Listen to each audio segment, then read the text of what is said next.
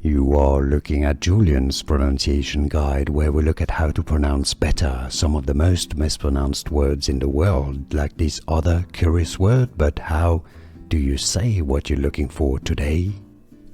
Let's learn how to pronounce this brand name, the Panther brand name, Panther logo.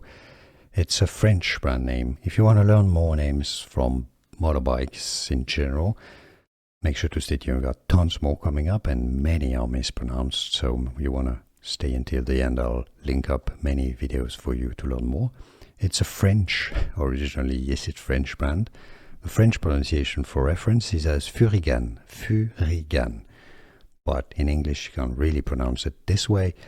The English pronunciation is as Furygan. Fury, as in fury, gan, and as in gan. I'm not sure what gan stands for. Furygan.